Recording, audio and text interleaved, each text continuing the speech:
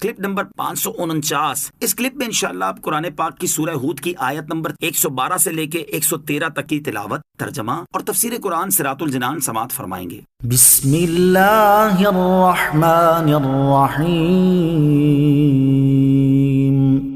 ترجمہ، اللہ کے نام سے شروع جو نہایت مہربان رحمت والا ہے۔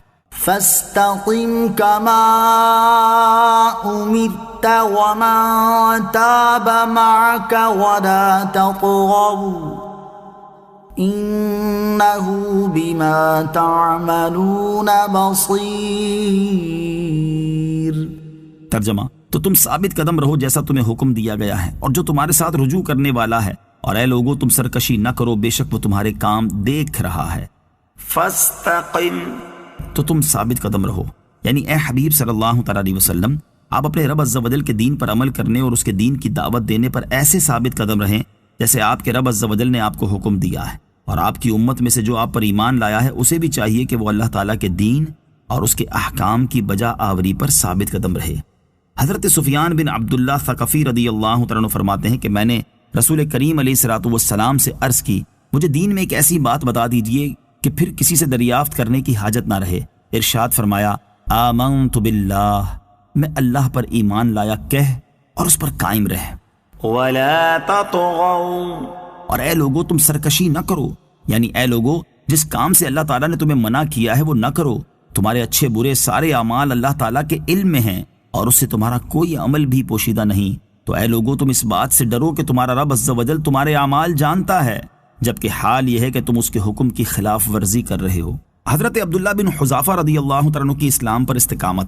حضرت عبداللہ بن عباس رضی اللہ تعالیٰ عنہ سے روایت کرتے ہیں کہ روم کی جنگ میں دوسرے مسلمانوں کے ساتھ صحابی رسول حضرت عبداللہ بن حذافہ سہمی رضی اللہ تعالیٰ عنہ کو بھی قید کر لیا گیا۔ رومی سردار نے تمام مسلمانوں کو اپنے دربار میں بلایا اور حضرت عبداللہ بن حذافہ سہمی رضی اللہ تعالیٰ عنہ سے کہا، نصرانی ہو جاؤ ورنہ میں تمہیں تانبے کی دیگ میں ڈال کر جلا دوں گا۔ یہ سن کر آپ رضی اللہ تعالیٰ عنہ نے جواب دیا، ایسا ہرگز نہیں ہو سکتا، میں کبھی بھی نصرانی نہیں بنوں گا۔ ظالم سردار نے جب یہ سنا تو تانبے کی دیگ منگوا کر اس میں تیل ڈلوایا، پھر اس کے نیچے آگ جلانے کا حکم دیا۔ جب تیل خوب گرم ہو کر ابلنے لگا تو ایک مسلمان قیدی کو بلا کر کہا، نصرانی ہو جاؤ۔ اس مرد مجاہد نے انکار کیا تو اسے ابلتے ہوئے تیل میں ڈلوا دیا۔ دیکھتے ہی دیکھتے اس کا سارا گوشت جل گیا اور ہڈیاں اوپر تیرنے لگی۔ پھر حضرت عبداللہ بن حذافہ سہمی رضی اللہ تعالیٰ عنہ سے کہا، عیسائی ہو جاؤ ورنہ اس شخص کی طرح تمہیں بھی اس ابلتے ہوئے تیل میں ڈال دیا جائے گا۔ آپ رضی اللہ تعالیٰ عنہ نے صاف انکار کر دیا۔ ظالم سردار نے حکم دیا کہ اسے بھی تیل کی دیگ میں ڈال دو۔ حکم پاتے ہی جلادوں نے آپ کو پکڑا اور ابلتے ہوئے تیل میں ڈالنے کے لیے لے چلے۔ آپ رضی اللہ تعالیٰ عنہ نے اچانک رونا شروع کر دیا۔ جلاد ظالم سردار کے پاس آیا اور بتایا کہ وہ قیدی رو رہا ہے۔ سردار بہت خوش ہوا اور حکم دیا کہ اسے ہمارے پاس لے آؤ۔ وہ یہ سمجھ رہا تھا کہ آپ موت کے ڈر سے اس کی بات ماننے کے لیے تیار ہو گئے۔ جب آپ رضی اللہ تعالیٰ عنہ اس کے سامنے آئے تو فرمایا، کیا تم لوگ یہ سمجھ رہے ہو کہ میں موت کے خوف سے رو رہا ہوں؟ خدا کی قسم میں موت کے خوف سے نہیں، بلکہ میں تو اس لیے رو رہا ہوں کہ میرے جسم میں صرف ایک جان ہے جو میں دین اسلام کے لیے قربان کر رہا ہوں۔ مجھے تو یہ پسند تھا کہ میرے جسم میں اگر 100 جانیں ہوتی تو ایک ایک کر کے سب کو اللہ عز و جل کے نام پر قربان کر دیتا۔ سردار آپ رضی اللہ تعالیٰ عنہ کی یہ ایمان افروز تقریر سن کر بہت متعجب ہوا کہ ان کے اندر اپنے دین کے لیے کتنی محبت ہے اور یہ خوشی سے دین کی خاطر اپنی جان قربان کرنے کے لیے تیار ہیں۔ سردار نے لالچ دیتے ہوئے کہا، اگر تم نصرانی ہو جاؤ تو میں اپنی بیٹی کی شادی تم سے کر دوں گا اور حکومت میں بھی تمہیں حصہ دوں گا۔ آپ رضی اللہ تعالیٰ عنہ نے اس کی یہ پیشکش بھی ٹھکرا دی اور صاف انکار کیا۔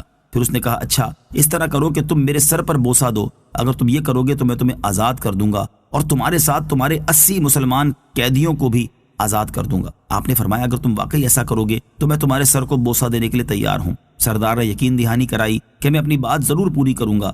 چنانچہ آپ رضی اللہ تعالیٰ عنہ نے مسلمانوں کی آزادی کی خاطر اس ظالم کے سر کا بوسہ لیا۔ سردار نے حسب وعدہ آپ رضی اللہ تعالیٰ عنہ کو اور 80 مسلمان قیدیوں کو آزاد کر دیا۔ جب یہ تمام مجاہدین امیر المومنین حضرت عمر فاروق رضی اللہ تعالیٰ عنہ کی بارگاہ میں پہنچے تو امیر المومنین آپ کو دیکھ کر کھڑے ہو گئے اور آپ رضی اللہ تعالیٰ عنہ کے سر کا بوسہ لیا اور بہت خوش ہوئے۔ ولا تركنوا إلى الذين ظلموا فتمسكم النار وما لكم من دون الله من أولياء ثم لا تنصرون۔ ترجمہ: اور ظالموں کی طرف نہ جھکو ورنہ تمہیں آگ چھوئے گی، اور اللہ کے سوا تمہارا کوئی حمایتی نہیں، پھر تمہاری مدد نہیں کی جائے گی۔ وَلَا تَرْكَنُوا إِلَى الَّذِينَ ظَلَمُوا، اور ظالموں کی طرف نہ جھکو۔ رکون یعنی جھکنے کا معنی ہے قلبی میلان، اور جب اس پر اتنی سخت وعید ہے تو کافروں کے ساتھ تعلقات کی ان صورتوں میں کیا حال ہوگا جو قلبی میلان سے بڑھ کر ہیں۔ یاد رہے کہ طبعی میلان کی غیر اختیاری صورت اس آیت میں بیان کیے گئے حکم میں داخل نہیں۔